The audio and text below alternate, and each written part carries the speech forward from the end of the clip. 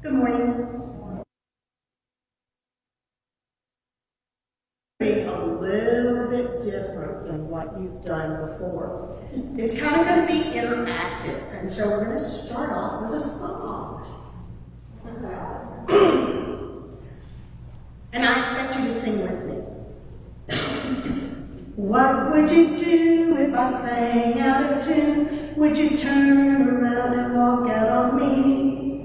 Lend me your ear and I'll sing you a song, and I'll try not to sing out of key. Oh, I get by with a little help from my friends. I get high with a little help from my friends. I'm gonna try with a little help from my friends. That's it. When I first got to Austin, I did not want to be here. Many of you have already heard this story, but for those of you who haven't, I'm going to give you the Reader's Digest condensed version. The move was awful. I left a 4,600 square foot home in Houston, Texas, where I'd lived for 20 years, with stuff from both my parents and my husband's parents. And when I finally got a job in Austin, which I didn't want, I looked around and I thought, I can't do this. So I took a box of sticky notes and I walked through the house and I put a sticky note on things that I thought if a massive hurricane came through and I had a crew of movers, what would I want them to take? So in one small U-Haul, I packed my life up. Now, let me tell you something I learned. Cell phones do not travel well on the roof of your car. In getting gas in my car, my daughter calls me, I talk to her, I laid the phone down. Somewhere down I-45, I heard this bizarre noise. About 10 miles down the road, I look down, there's no cell phone, and I go, My daughter, who is pregnant, is waiting for me in Austin, and I am running late. And now she is panicking. By the time I get here, she is not a happy camper. Once she gets me settled, she makes me go to Walmart and get a little tiny flip phone so that I can be in touch with her at all times. And as she walks out, she hands me a note card with the times for the service here and looks at me and no kind of expression on her face. She just goes, "You need Jesus."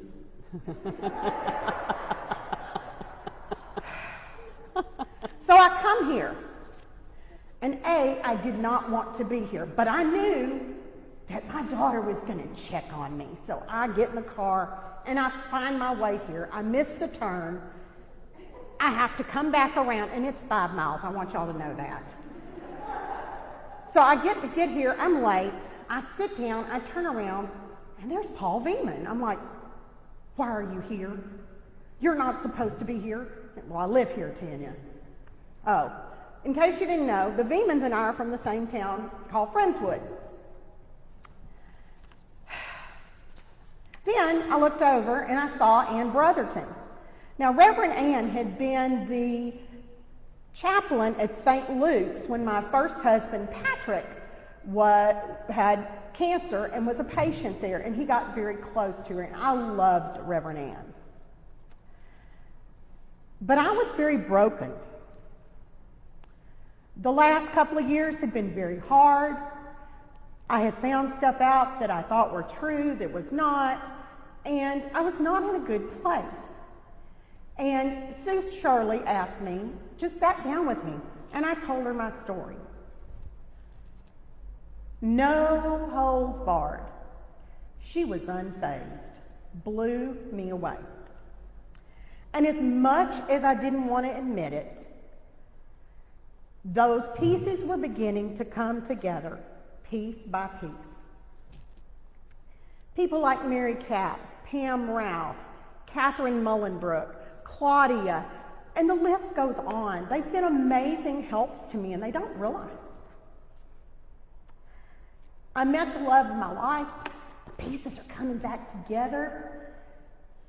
I'm not able to get married I'll admit it, we lived in sin. But thank you because you validated it in your sermon. I do appreciate it.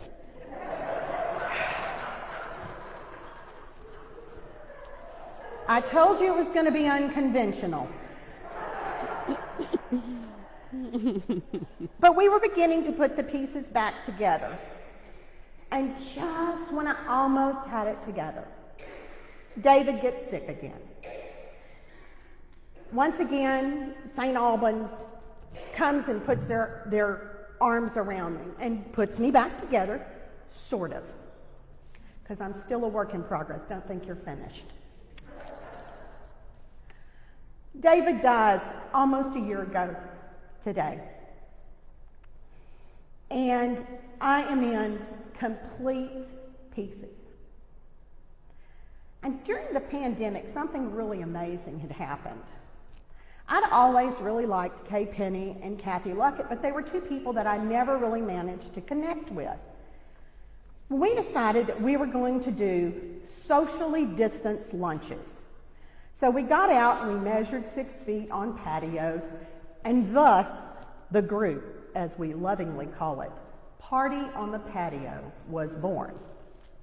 Eventually, Charlotte Pack became part of this group. And once a month, we would sit, we would tell anything and everything, things that upset us, things that didn't, triumphs, defeats, and they were there.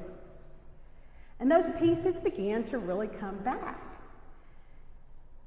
Now, everybody has a piece of paper. What I want you to do right now is I want you to crumble it up, just as hard as you can. Crumble it up. Come on, little tiny, tiny balls. Come on, everybody do it. Now, I did this as a lesson in a counseling class against bullying. But the more I thought about it when I did it the first time, I thought, you know what? There are things other than bad things that leave marks in your heart. So now what I want you to do is take that little tiny piece of paper. I want you to straighten it out and make it just like it was before. Let me see if you can do it. I see some people that are not playing along with this game. That hurts my feelings. I'm up here and I don't like to be in front of people.